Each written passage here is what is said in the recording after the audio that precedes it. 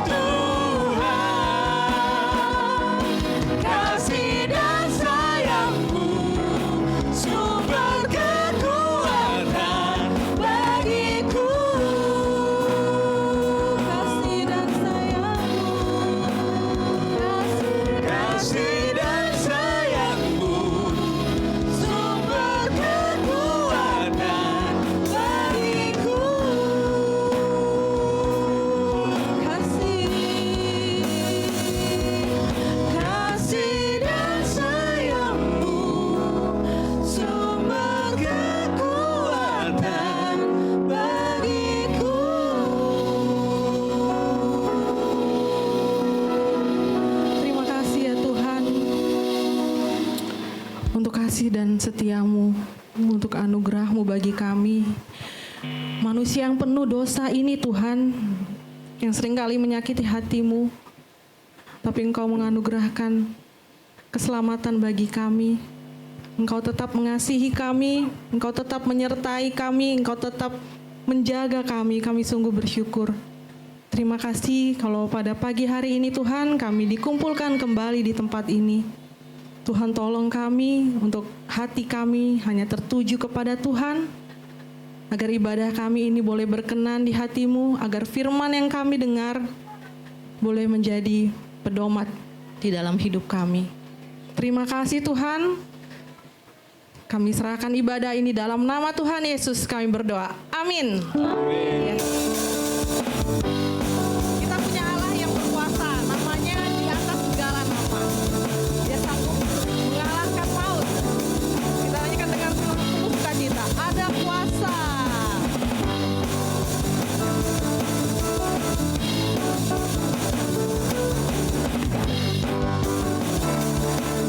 Yuk teman-teman, namanya Tuhanku. Namanya Tuhanku, benar yang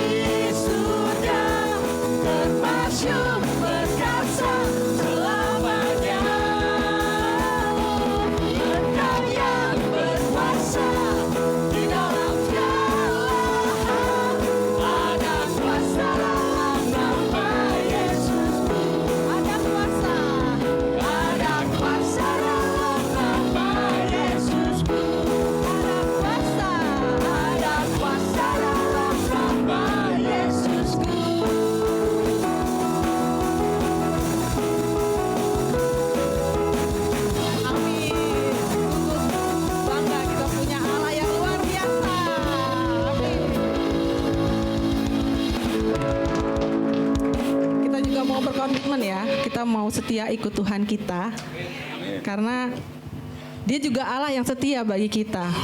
Dalam keadaan apapun, Dia selalu ada buat kita. Kita mau naikkan dengan sukacita juga, ku ikut Tuhanku saja.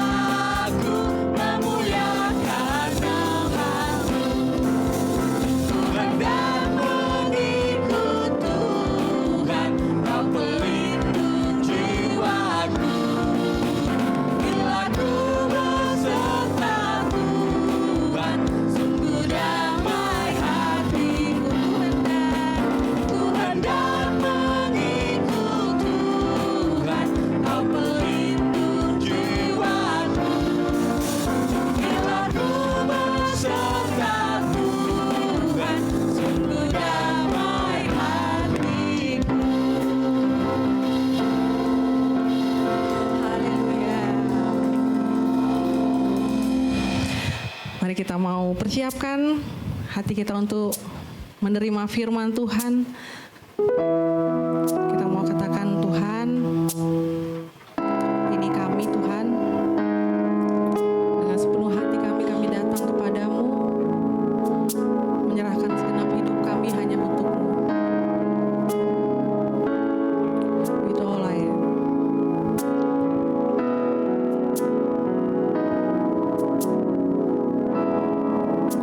Into your hands I come.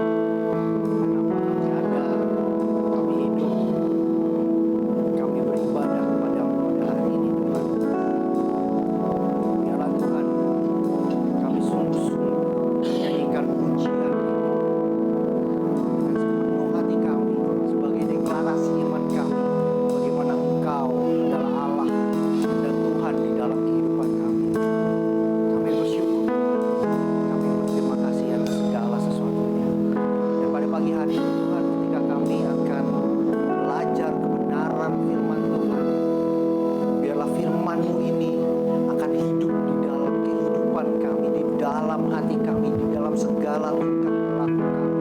Kau persiapkan telinga kami, pikiran kami, hati kami, supaya setiap benih firman yang kau titipkan melalui hamba-Mu sebagai alat yang kau pakai untuk menyampaikan kebenaran firman Tuhan ini sungguh-sungguh boleh hidup dan bertumbuh dan berbuah di dalam kehidupan kami, ya Bapa. Hanya di dalam nama Tuhan Yesus kami berdoa. Amin. Silakan duduk Bapak Ibu Saudara sekalian. Terima kasih tim worship begitu luar biasa bersama-sama dengan kita untuk memuji, menyembah, memuliakan Tuhan dalam puji-pujian yang sudah kita naikkan bersama. Pagi hari ini saya mau mengajak kita melihat gitu ya seorang tokoh ya. Saya suka nonton basket gitu ya. Saya suka nonton basket. Mungkin dan salah satu kiblat basket dunia itu apa? NBA ya, NBA, National Basketball yang ada di Amerika. Salah satu pemain NBA bernama AJ Griffin. Dia adalah first round pick di tahun 2020. Jadi kalau mungkin yang ngikuti NBA tahu ya, kalau first round pick tuh biasanya player yang bagus, yang jago-jago gitu, kata Pak Sun, yang jago-jago ya. Dia first round pick oleh Atlanta Hawks di nomor 16 gitu. Apalagi di nomor 16 nih, ini udah prospek yang lumayan sangat baik gitu. Mungkin kita bisa lihat ya, ini adalah pemainnya gitu ya. AJ Griffin adalah pemain yang di draft, yang dipilih oleh Atlanta Hawks pada tahun 2021. Prospek yang sangat baik, dan di tahun sophomore-nya gitu, setelah tahun kedua dia bermain di NBA, dia memutuskan untuk berhenti dari bola basket. Dia meninggalkan karir bola basketnya. Dan ketika dia ditanya oleh media, dia mengatakan salah satu line yang sangat baik. Mungkin boleh dibantu ditampilkan ya tim ya. Sebuah line ketika dia menyatakannya adalah dia katakan, I gave up basketball to follow Jesus. Dia meninggalkan sebuah karir yang kita tahu nilai kontrak pemain NBA itu jutaan dolar setiap tahunnya gitu ya. Dia meninggalkan sebuah prospek, dan di usianya yang 21 masih sangat panjang perjalanan karirnya, karena biasanya pemain basket mungkin akan pensiun di usia 35 sampai 37 tahun. Dia masih punya 10, 12, 13 tahun ke depan untuk bisa punya karir yang luar biasa, tetapi dia kemudian meninggalkannya untuk mengikuti Yesus. Dan kemudian ketika ditanya lebih lanjut, alasan dia meninggalkan bola basket adalah dia terpanggil untuk menjadi full time minister gitu ya. Jadi ketika saya baca berita ini, saya cukup cukup tersentuh dan cukup garuk-garuk kepala sedikit, karena siapa berani meninggalkan karir jutaan dolar gitu, yang mana kita tahu apalagi kita di Indonesia, dolar lagi kuat, rupiah lagi lemah. Ini sebuah hal pilihan yang sangat tidak masuk akal gitu. Sebuah pilihan yang sangat bodoh-bodoh banget jadi orang gitu, bahasa kasarnya demikian. Tetapi hari-hari ini mungkin kita tidak seperti AJ Griffin yang begitu radikalnya meninggalkan karir bola basketnya untuk kemudian menjadi pelayan Tuhan sepenuh waktu. Mungkin panggilan kita berbeda, tidak seperti AJ Griffin. Mungkin memang Tuhan panggil kita dimanapun kita berada sekarang sebagai orang-orang yang tinggal di dalam rumah tangga kita, sebagai orang-orang yang punya karir di dalam pekerjaan kita, sebagai apapun, sebagai guru, sebagai akuntan, sebagai pengusaha, sebagai businessman, sebagai pekerja karyawan di kantor, dan apapun itu juga gitu. Panggilan kita itu panggilan yang Tuhan berikan bagi kita. Dimanapun kita berada, itulah panggilan kita melayani Tuhan, mengikut Yesus. Bagaimana kita mau tetap memilih Yesus, menjadikan Tuhan otoritas di dalam kehidupan kita, di dalam apapun yang kita lakukan. Jadi khotbah hari ini adalah sebenarnya secara kronologis cerita adalah sambungan dari yang dikhotbahkan minggu lalu. Ya, jadi saya mau bertanya gitu, kalau kita bicara ini adalah sebuah sambungan topiknya, ada yang ingat nggak minggu lalu khotbahnya apa? Wah, nggak ada yang diam semua. Lupa? Lupa? Ada apa?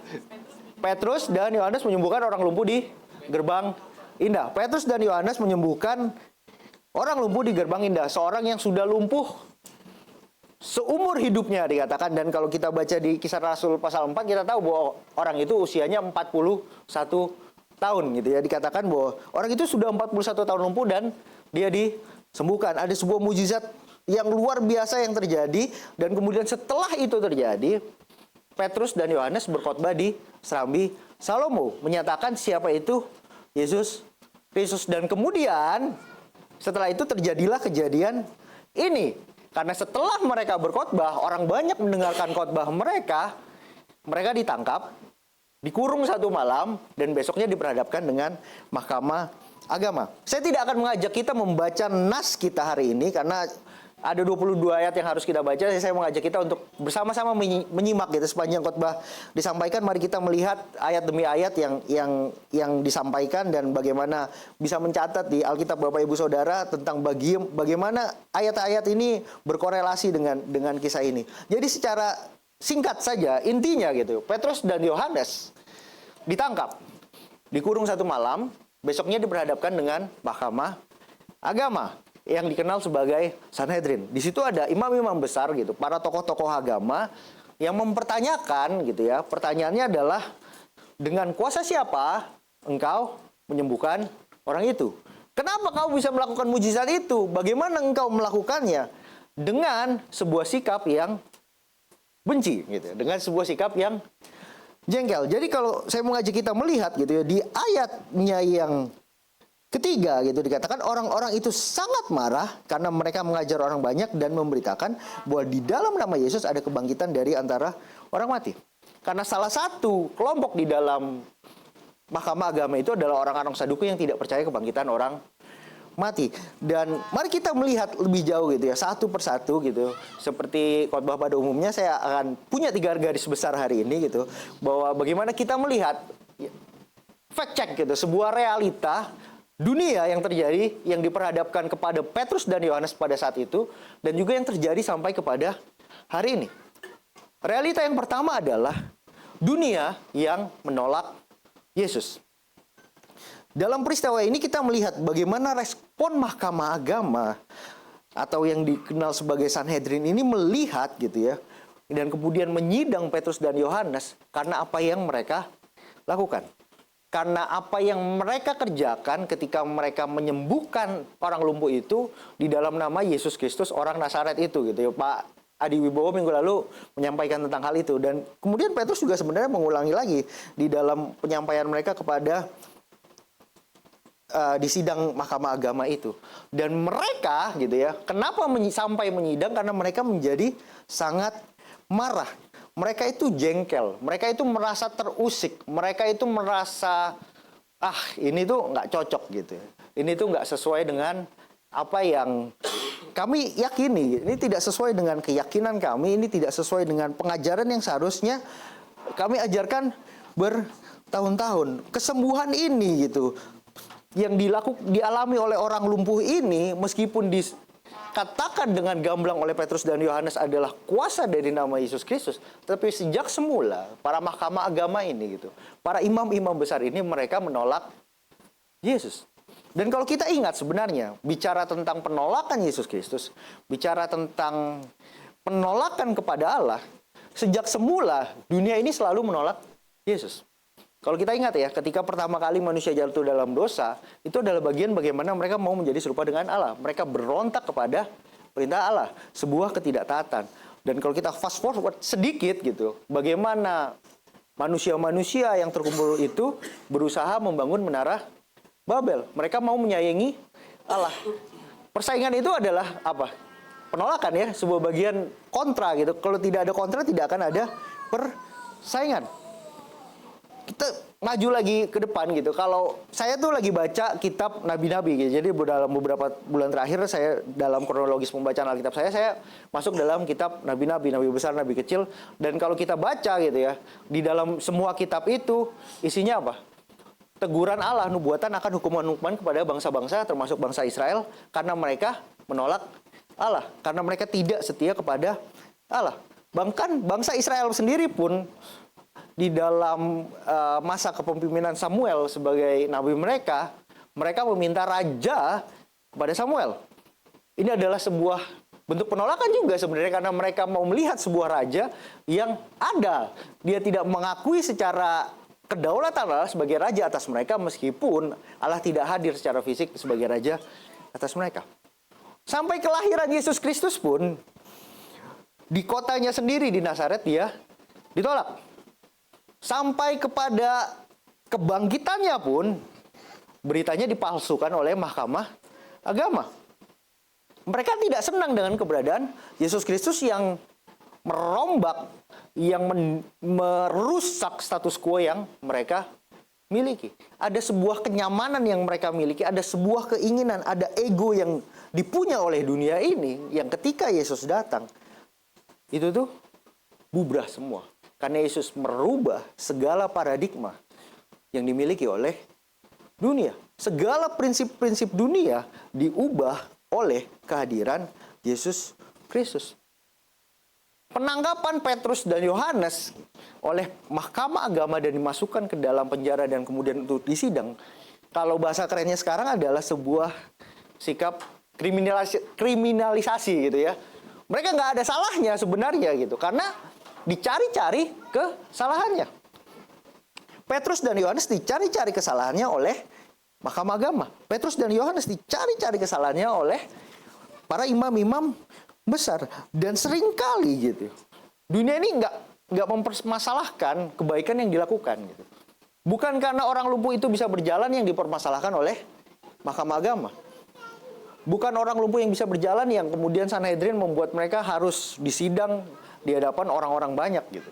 Tetapi karena setelah Petrus dan Yohanes memberikan mukjizat kesembuhan bagi dia, Petrus dan Yohanes menyatakan berita bahwa Yesus Kristus, orang Nazaret, yang sudah kamu salibkan dan bangkit kembali, itu dia adalah Tuhan yang berkuasa dan yang benar. Dia adalah Tuhan yang berkuasa dan yang benar. Itu yang kemudian mengusik hati, mengusik pikiran dari para Mahkamah Agama. Kenapa gitu? Karena status quo mereka gitu, kekuasaan mereka, kebenaran yang tidak benar yang selama ini mereka sampaikan terbuka semua. Hal-hal yang busuk-busuknya, hal-hal jelek-jeleknya, hal-hal salah-salahnya, semua terbuka dan terlihat. Ternyata selama ini gitu, kehidupan mereka sebagai pemimpin agama tidaklah sepenuhnya benar. Apa yang mereka ajarkan ketika mereka menaati hukum Taurat semata karena memuaskan ego. Bagaimana aku bisa menjadi orang benar karena aku sudah memenuhi setiap aturan-aturan di dalam hukum Taurat. Orang-orang tuh nggak akan menolak kebaikan yang dilakukan oleh orang Kristen. Orang-orang nggak akan pernah menolak kebaikan yang dilakukan oleh Tuhan. Kalau misalnya kita bikin aksi sosial, kita bagi-bagi sembako, ada yang nolak sembako kita? Nggak ada.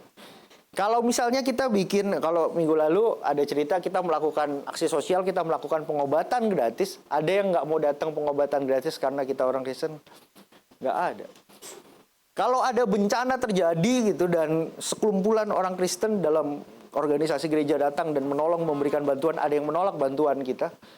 Nggak ada. Tapi ketika kita datang dan kita kasih tahu, kenapa kami menolong kalian? Karena Yesus mengajarkan kami bagaimana kita harus mengasihi satu dengan yang lain. Karena kasih Tuhan itu besar untuk semua orang. Karena Yesus juga mati untuk saya dan untuk Anda. Stop, jangan ngomong tentang Yesus di sini. Itu yang terjadi di dunia ini, betul? Betul ya? Itu yang terjadi di dunia ini. Dan kita menyadari ini dan bahwa sesungguhnya memang gitu ya, ketidaksenangan dunia kepada Yesus adalah sebuah fakta yang harus kita terima. Artinya, kalau dunia saja menolak Yesus, dan dunia juga para mahkamah agama yang orang-orang tahu agama ini menolak para rasul-rasulnya, orang-orang yang terdekat dan orang-orang dalam lingkar pertama Yesus Kristus saat dia melayani di bumi. Kita hari ini, kalau kita ditolak karena iman kita, itu adalah sebuah hal yang biasa. Itu adalah sebuah hal yang sudah sewajarnya terjadi.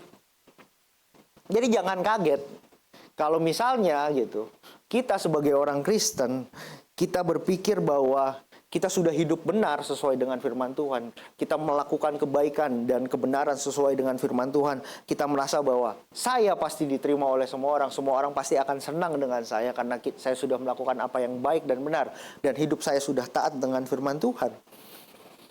Saya pasti diterima semua orang. Nyatanya Yesus saja ditolak.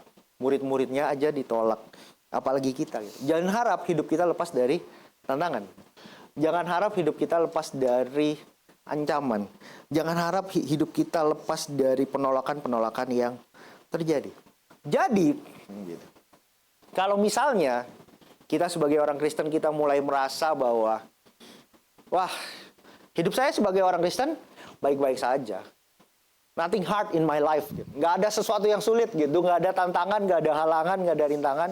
Saya hidup bergaul dengan baik-baik saja. Teman-teman saya semua baik sama saya. Kayaknya hidup saya selalu nyaman deh. Dari hari saya lahir sampai usia saya, berapapun itu usia saya sekarang, saya sudah nyaman. Tapi mungkin saya mau kasih tahu ini ya. Mungkin kita perlu berhati-hati. Kita perlu memikirkan kembali kekristenan kita. Jangan-jangan, kenapa kita nyaman? Karena kita juga nyaman dengan nilai-nilai dunia. Karena kita mulai nyaman dan mulai banyak kompromi dengan apa yang dunia ajarkan. Dengan apa yang dunia berikan. Jangan-jangan kita sudah mulai terlalu beradaptasi dengan perilaku dunia. Ketika kita melihat berita korupsi atau melihat teman-teman kita korupsi waktu, korupsi uang, korupsi apa aja lah banyak bentuknya gitu. Ketika mungkin kita melihat orang-orang di sekitar kita dengan segala kecurangan-kecurangan yang terjadi, atau ketika kita di sekolah melihat teman-teman nyontek, ya biarin aja lah, toh semua orang mencontek, toh semua orang berlaku curang, toh semua orang ngempleng pajak, toh semua orang bikin laporan palsu supaya nggak bayar pajak dengan mahal, toh ada ideologi juga yang sering saya dengar ketika berada di dalam dunia seni adalah humanity above religion gitu, bahwa di dalam keimanan kita kemanusiaan harus lebih ditinggikan gitu ya. Bagaimana sikap kemanusiaan kita gitu harus melewati dan menerabas segala batas-batas keagamaan. Bagaimana sikap-sikap isu gender, isu sosial, isu feminisme, isu universalism gitu, bahwa semua Tuhan sama aja kok gitu. Ketika orang bilang begitu, apa sikap kita gitu? Oh iya, di agamamu baik gitu. Semua agama itu baik. Semua Tuhan itu baik, semua Tuhan itu sama saja. Apakah kita bisa bersepakat dengan itu? Apakah kita mulai beradaptasi dan nyaman saja dengan nilai-nilai yang menyatakan bahwa kebenaran dan keselamatan di dalam Yesus Kristus sama saja dengan keselamatan yang diberikan oleh kepercayaan-kepercayaan yang lain? Apakah kita melihat bagaimana mereka yang menghidupi kehidupan-kehidupan dengan ideologi positivism, stoikism, dan segala sesuatu ism yang lain, kita ikut serta di dalamnya. Kita tidak gelisah dengan hal itu, kita tidak resah dengan hal itu, kita tidak punya ketergerakan dan dorongan bahwa melihat bahwa mereka adalah orang-orang yang perlu diperkenalkan oleh kebenaran dan keselamatan di dalam Yesus Kristus.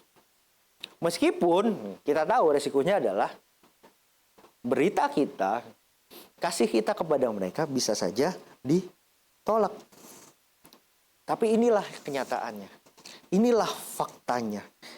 Dan inilah harga yang wajar gitu kalau kita mau benar-benar menjadi pengikut Kristus. Lagu tadi ngomong apa ya? Ku ikut Tuhanku saja walau sengsara gitu. Mau nggak kita ikut Tuhan walau sengsara? Ditolak dunia tuh sengsara nggak? Sengsara, ditolak cinta aja sedih ya. Ada yang pernah nembak cewek terus ditolak para lelaki? Oh nggak pernah. Bang Teddy selalu berhasil ya. Atau baru sekali terus berhasil. Ya, ditembak. Ya, jadi ketika kita ditolak gitu, mengalami penolakan itu tidak nyaman. Tetapi itulah kenyataannya. Bahwa dunia menolak Yesus. Gitu. Mungkin kita juga akan ditolak. Tetapi ini gitu, penolakan yang kita alami, intimidasi, tekanan yang mungkin terjadi di dalam kehidupan kita, ini juga menjadi kesempatan untuk menjadi sebuah momen kita menyatakan iman kita. Bahwa sesungguhnya seperti yang dilakukan oleh Petrus dan Yohanes, mereka menyatakan di tengah tekanan, di tengah penolakan bahwa Yesus Kristus adalah juru selamat. Di tengah nilai-nilai dunia yang banyak sekali yang tidak mungkin saya jabarkan satu persatu di sini, segala intimidasi dan tekanan tersebut menjadi kesempatan untuk kita menyatakan bahwa Yesus Kristus adalah juru selamat dunia. Di tengah segala tekanan dan tindakan intimidasi yang terjadi, Petrus dan Yohanes tidak menjadi ciut. Mereka tidak menjadi takut. Malahan kalau kita lihat di ayat 8, ya, di ayat 8 ya, ketika di ayat 7 ya, saya mundur dari ayat 7 dikatakan demikian ya. Lalu Petrus dan Yohanes dihadapkan kepada sidang itu dan mulai diperiksa dengan pernyataan ini. Dengan kuasa manakah atau dalam nama siapakah kamu bertindak demikian itu?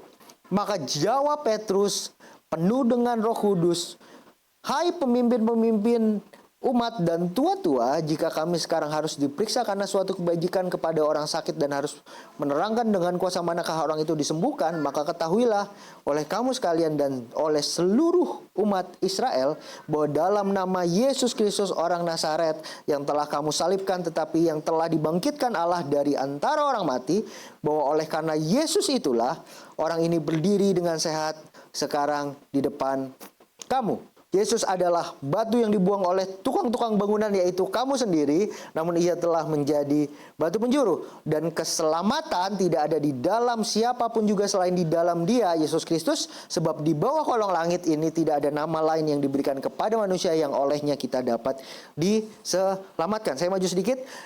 Ketika sidang itu melihat keberanian Petrus dan Yohanes dan mengetahui bahwa keduanya orang biasa yang tidak terpelajar, heranlah mereka dan mereka mengenal keduanya sebagai pengikut Yesus. Diberikan pertanyaan gitu ya. Sebuah pertanyaan yang sesungguhnya mereduksi apa yang mereka lakukan gitu ya. Karena mereka tidak menyebutkan bahwa dengan kuasa manakah kamu menyembuhkan orang itu, tetapi dia hanya mengatakan dengan kuasa mana dan nama siapa kamu melakukan hal itu. Ada sesuatu yang dikonsil gitu ya, supaya tidak nyata jelas-jelas mereka sudah melakukan mukjizat dalam nama Yesus Kristus. Dan dengan berani gitu, ketika interogasi ini dilakukan gitu, di ayat 13 kan dikatakan dengan melihat keberanian Petrus dan Yohanes. Saya nggak yakin gitu ya, ketika ditulis demikian, Petrus dan Yohanes ketika ditanya mereka akan jawab dengan gagap atau dengan takut-takut ketika seperti seorang yang di sidang menjawab pledoinya gitu ya. Saya nggak yakin mereka melakukannya itu. Saya yakin gitu, Petrus akan menjawab dengan sangat berapi-api, mungkin dengan sedikit amarah gitu ketika dia menuding gitu ya, para mahkamah agama di sana dengan kata-kata dibuang oleh tukang bangunan, yaitu kamu gitu ya. Mereka, jadi Petrus mengutip gitu ya, mengutip sebuah bagian dari Mazmur 118 tentang batu penjuru gitu, tentang bangunan dan batu penjuru ini. Jadi saya mau ngajak kita melihat ya. Slide-nya boleh maju ya, kita melihat ya batu penjuru. Secara arsitektur timur kuno gitu ya, di dalam timur kuno, dalam ilmu kearsitekturan mereka punya batu yang disebut sebagai batu penjuru atau cornerstone. Nah, batu penjuru ini fungsinya dua ya. Pertama, ketika batu ini diletakkan sebagai batu pertama, dia akan menjadi batu yang menentukan sudut bangunan lurus apa enggak ya, arah bangunannya udah bener atau belum gitu, bangunannya akan stabil secara struktur atau tidak ya, lurus enggak, bagus enggak, kokoh enggak. Batu penjuru, batu yang sangat penting untuk menjadi fondasi sebuah bangunan. Tetapi gitu, batu penjuru ini juga bisa ditaruh di terakhir gitu sebagai batu kunci. Yaitu ketika strukturnya semua sudah selesai gitu, dan ditutup di atas bangunan sebagai batu yang mengunci batu satu dengan yang lain sehingga strukturnya menjadi kokoh dan tidak goyah, tidak runtuh. Dan sebenarnya kalau kita melihat gitu ya, ini sebuah gambaran gitu, sebuah analogi Yesus Kristus di dalam iman kita sebagai orang Kristen. Kenapa dikatakan bahwa Yesus adalah batu penjuru di dalam kehidupan kita? Karena dasar iman kita yang menentukan langkah hidup kita lurus atau tidak adalah Yesus Kristus. Dan kenapa juga gitu batu penjuru ditutup di atas sebagai batu yang terakhir?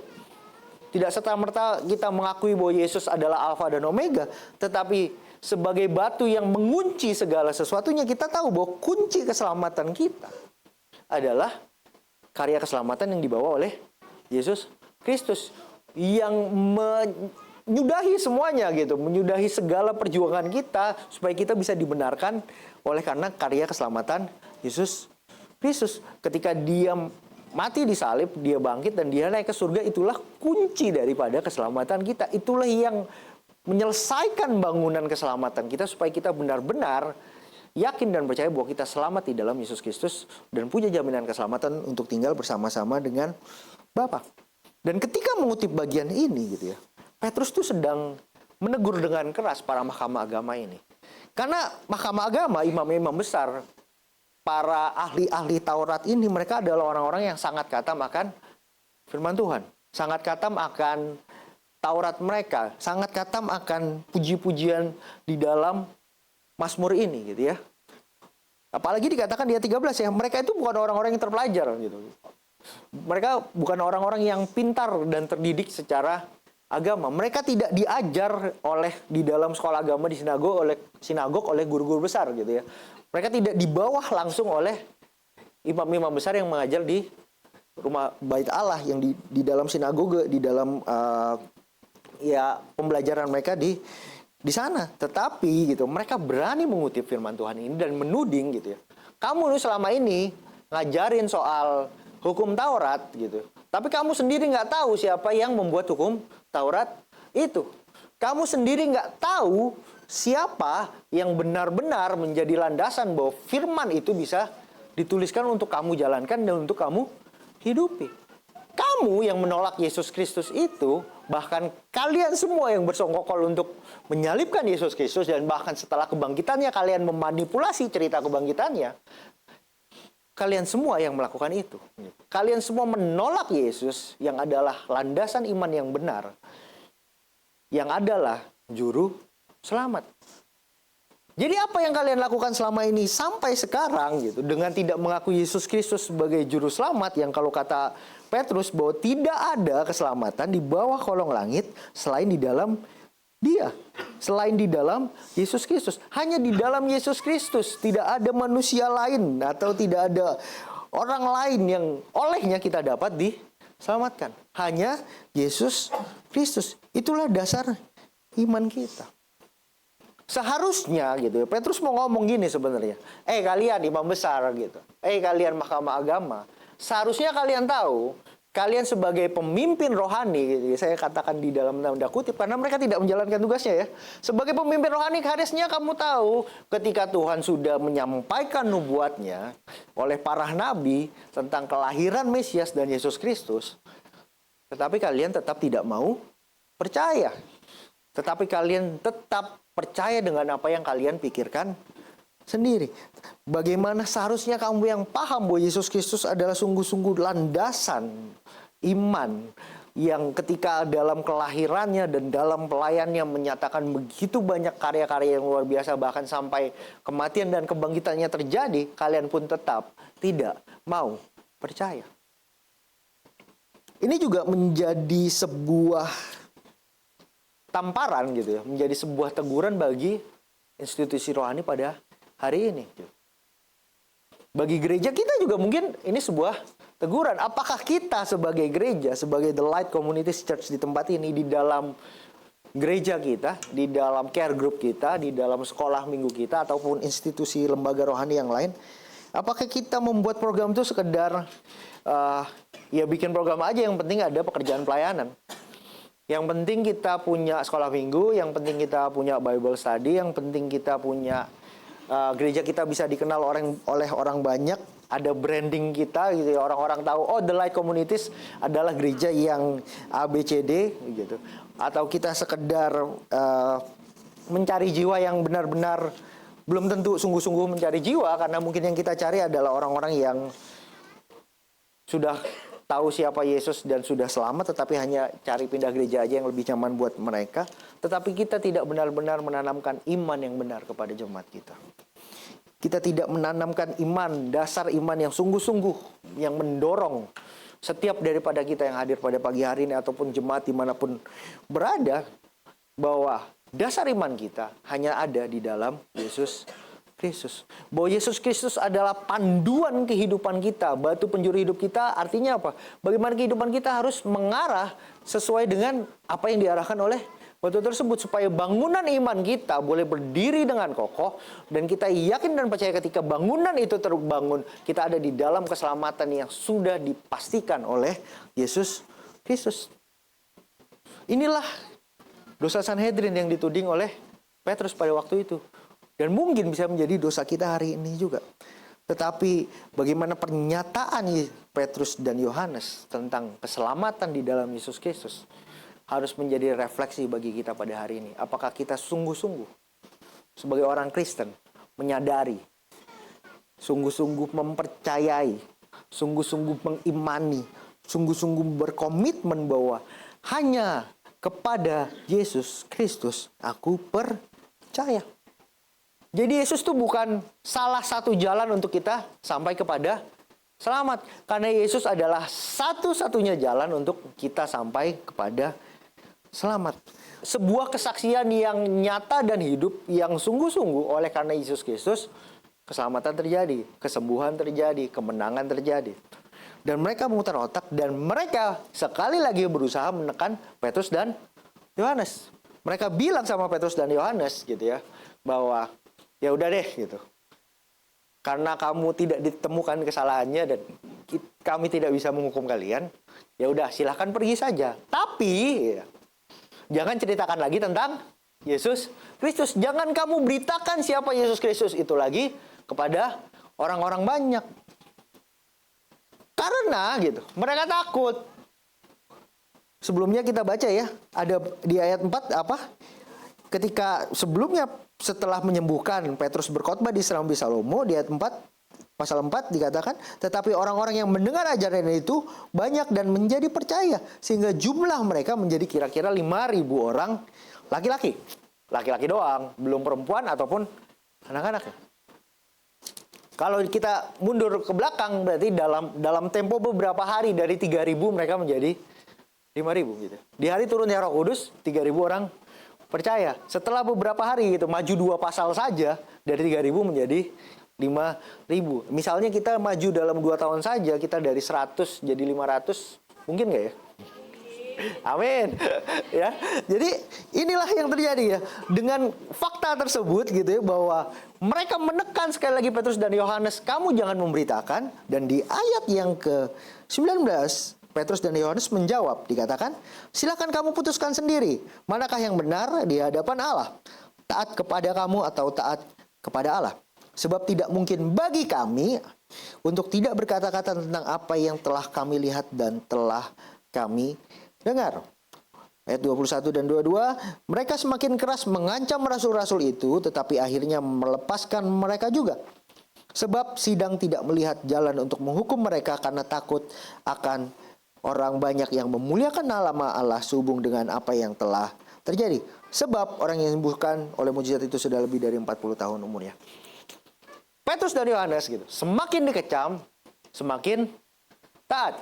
Semakin dikecam, semakin ditekan, semakin memilih untuk tetap ikut Yesus. Walaupun dia ditolak oleh dunia. Walaupun dia ditekan, diintimidasi, diancam, dia tetap memilih Yesus. Dan kalau kita maju 1 pasal lagi ya, di pasalnya yang kelima gitu ya, di ayat yang ke-29, mereka diperhadapkan lagi oleh Mahkamah Agama. Sekali lagi gitu ya. Sekali lagi diperhadapkan oleh Mahkamah Agama. Dan sekali lagi Petrus dan rasul-rasul itu menjawab. Di Kisah Rasul 5 ayat 29 katanya, kita harus lebih taat kepada Allah daripada kepada manusia. Ayat 30 saya lanjutkan ya. Allah nenek moyang kita telah membangkitkan Yesus yang telah kamu gantungkan pada kayu salib dan kamu bunuh. Dialah yang telah ditinggikan oleh Allah sendiri dengan pada tangan kanannya menjadi pemimpin dan juru selamat, supaya Israel dapat bertobat dan menerima pengampunan dosa. Dan kami adalah saksi dari segala sesuatu, kami dan Roh Kudus yang dikaruniakan Allah kepada semua orang yang mentaati Dia. Petrus menyatakan imannya, menyatakan kesaksian hidupnya yang sungguh-sungguh terjadi di dalam dirinya dan kehidupannya, bahwa keselamatan itu terjadi hanya di dalam Yesus Kristus. Dan apapun yang terjadi, meskipun dia berhadapkan dengan sidang berkali-kali, dia tetap akan mengikut Yesus.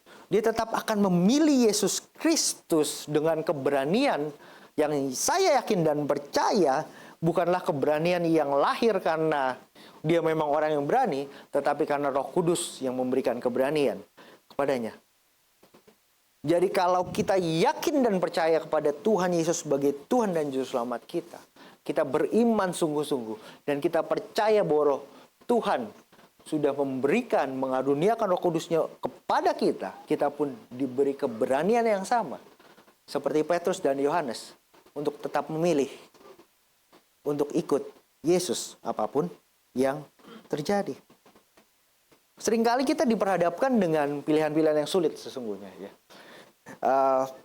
Terkadang kita akan melihat situasi gitu. Apa yang harus kita taati? Terkadang ada situasi-situasi yang membuat kita berpikir, haruskah aku tetap taat pada firman Tuhan dan melanggar dalam tanda kutip peraturan dunia? Karena kadang-kadang gitu peraturan dunia di mana kita ditempatkan, di mana kita berada, mungkin dalam perusahaan kita, dalam status kenegaraan kita sebagai warga negara, mungkin ada undang-undang yang membuka ruang untuk kita menjadi orang-orang yang tidak taat kepada kehendak Tuhan. Membuat kita menjadi orang-orang yang sedikit membelot gitu. Mungkin nggak banyak gitu.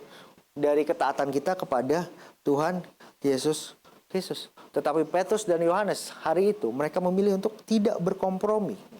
Mereka menolak beradaptasi, menyelaraskan diri untuk keamanan dan kenyamanan diri mereka sendiri. Mereka tidak memilih untuk diterima dunia. Tetapi mereka memilih untuk tetap ikut Yesus apapun yang terjadi. Jadi di Indonesia ada salah satu lembaga survei namanya Bilangan Research Center. Bilangan Research Center ini fokusnya adalah membuat penelitian-penelitian terhadap kehidupan kekristenan yang ada di Indonesia. Dan beberapa tahun lalu mereka bikin sebuah survei terhadap generasi muda. Surveinya adalah dengan topik mengapa gitu orang-orang muda bertahan atau mau ikut serta dan aktif terlibat di dalam sebuah gereja. Lebih dari 50% daripada mereka menjawab karena mereka memiliki penerimaan di dalam gereja tersebut. Dan isu penerimaan ini adalah isu yang sangat besar sesungguhnya. Karena siapa sih tidak mau diterima? Siapa sih yang tidak mau merasa diterima, mengalami acceptance di dalam kehidupannya, merasa dirangkul, merasa diajak menjadi teman, sahabat, dan saudara. Kita semua mau diterima. Tapi ya, ada dua hal penerimaan yang berbeda dalam hal ini.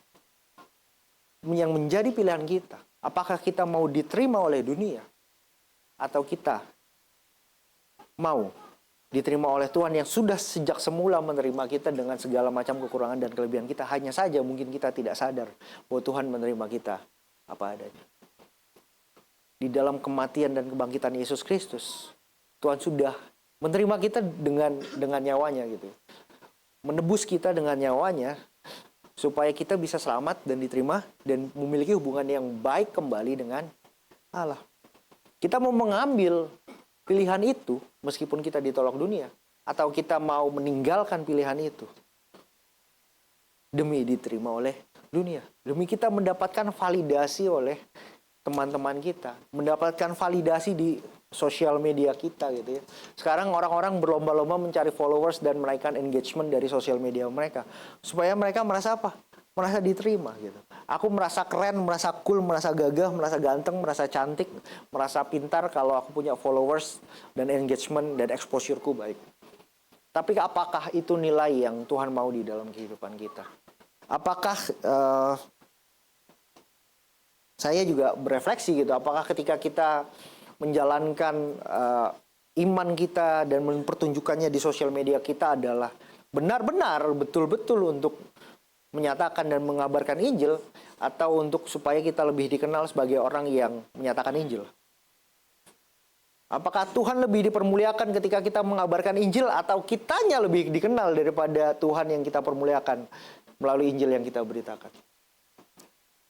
Jadi saya mengajak kita melihat sekali lagi, merenungkan gitu. Ketika kita memilih Yesus dan menyatakan Yesus di dalam kehidupan kita, ketika kita menolak untuk berkompromi kepada nilai-nilai dunia, apakah sungguh-sungguh kita benar-benar memuliakan Tuhan di dalam pilihan kita untuk ikut Tuhan?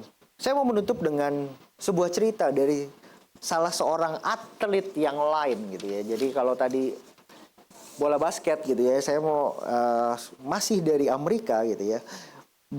Dia adalah seorang pemain American football. Jadi American football di Amerika itu sangat besar sekali ya, sangat besar sekali, sangat marketnya luar biasa gitu. Dan namanya adalah Tim Tebow, seorang quarterback gitu ya. Saya nggak ikutin banget, tetapi ketika baca cerita ini dan beritanya sering muncul di media-media olahraga gitu ya. Dia adalah seorang atlet yang setiap kali dia bertanding, dia melakukan pose tersebut, berlutut dan berdoa di tengah lapangan. Entah dia masuk lapangan atau dia selesai pertandingan, dia melakukan pose berlutut dan berdoa tersebut. Sampai media menyebut pose ini adalah Tebowing. Ya, karena nama dia Tebow gitu ya. Jadi tim Tebow dia menyebut media ini Tebowing. Bukan menjadi sebuah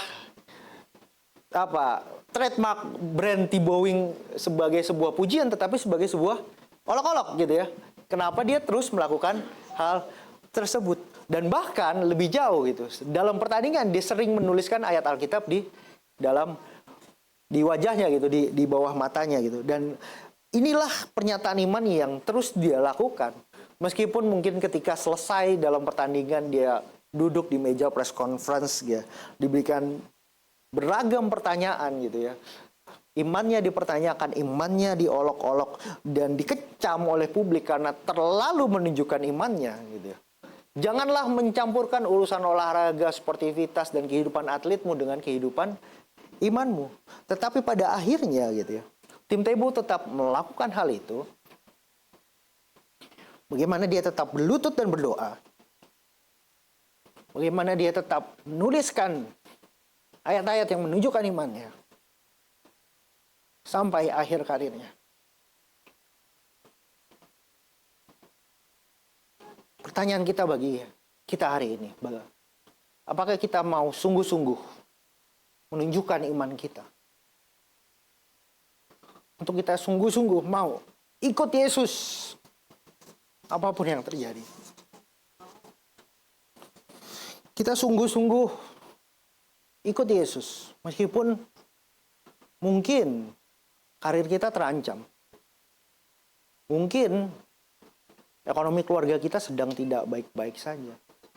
Mungkin kondisi kesehatan kita dalam situasi yang krisis dan kritis. Mungkin sakit kita tidak akan pernah sembuh. Mungkin karir kita tidak akan pernah naik. Mungkin, dan banyak mungkin yang lain, yang secara dunia tidak nyaman. Tapi apakah mau kita tetap ikut Yesus? Maukah kita melepaskan hak-hak kita di dunia ini demi kita tetap ikut Yesus? Inilah tantangan kehidupan kita hari ini. Inilah tantangan bagi kita sebagai orang Kristen hari-hari ini. Maukah kita tetap ikut Yesus? Mungkin kita nggak diperhadapkan dengan sidang seperti Petrus dan Yohanes. Mungkin kita tidak diperhadapkan dengan sebuah tempat yang mendudukkan kita di hadapan orang banyak dan dipertanyakan, kenapa kamu mau tetap ikut Yesus? Tetapi apakah kita mau tetap tidak berkompromi dimanapun kita berada? Di dunia kerja kita, di dalam sekolah dan pendidikan kita, di tempat berkuliah kita, di tempat usaha kita, di dalam keluarga kita, ketika kita mendidik anak kita, ketika kita berhubungan dengan suami dan istri kita, dengan orang tua kita. Apakah kita mau tetap menyatakan bahwa aku adalah pengikut Kristus, Yesus, Tuhan sebagai juru selamatku secara pribadi, atau kita mau diam-diam saja bahwa ya udah yang penting hidupku baik saja. Apakah kita lebih takut kepada penilaian manusia daripada penilaian Allah di dalam kehidupan kita? Saya mengajak tim musik boleh naik ke atas, kita naikkan sebuah pujian respon ini. Saat lagu ini kita nyanyikan bersama, saya harap kita bisa mengambil momen, mengambil waktu untuk kita sungguh-sungguh merenungkan. Untuk kita meyakini bahwa hidup kita itu hanya karena anugerah Tuhan.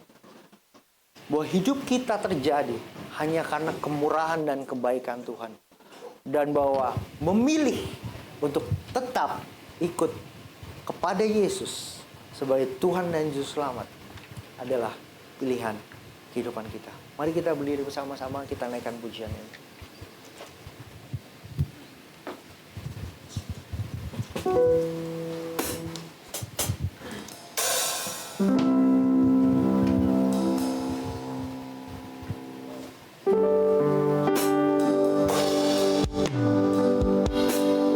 Mari kita merenungkan di dalam hati kita secara sungguh-sungguh. Apakah selama ini di dalam kehidupan kita sudah benar-benar jadi orang Kristen yang memilih Yesus apapun yang terjadi? Kita ingat lagi sudah seberapa banyak kita berkompromi dengan dunia ini. Kita ingat lagi sudah berapa banyak nilai-nilai yang tidak lagi mengusik hati nurani kita. Bahkan ketika Roh Kudus datang dan berbisik kepada kita, kita anggap itu sebuah angin lalu.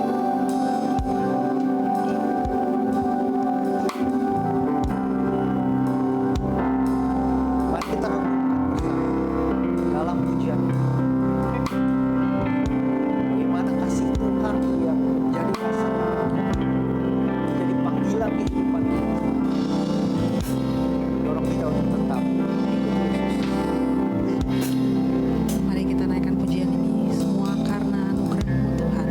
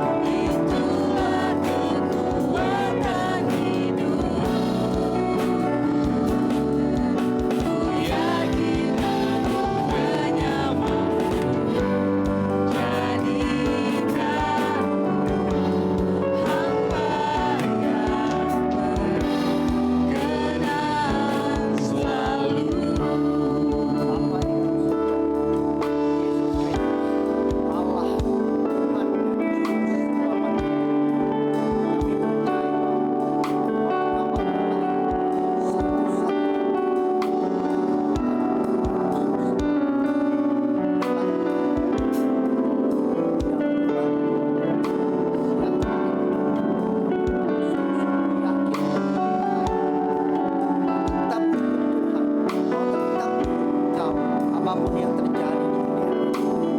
Kami percaya bahwa Roh Kudus-Mu akan memampukan kami, akan mendorong kami, akan menguatkan kami, dan akan memberanikan kami untuk kami tetap berdiri teguh, berdiri kokoh seperti batu karang yang dihantam ombak. Kami tidak goyah sekalipun pada iman kami untuk tetap ikut Yesus sebagai Tuhan dan Juru Selamat kami. Ketika firman Tuhan berhenti disampaikan pada saat ini, tetapi biarlah firman boleh tetap hidup di dalam hati kami, di dalam diri kami, di dalam kehidupan kami, di dalam segala sesuatu yang kami lakukan dalam setiap langkah kehidupan kami. Terima kasih Bapa, terima kasih Tuhan Yesus, di dalam nama Tuhan Yesus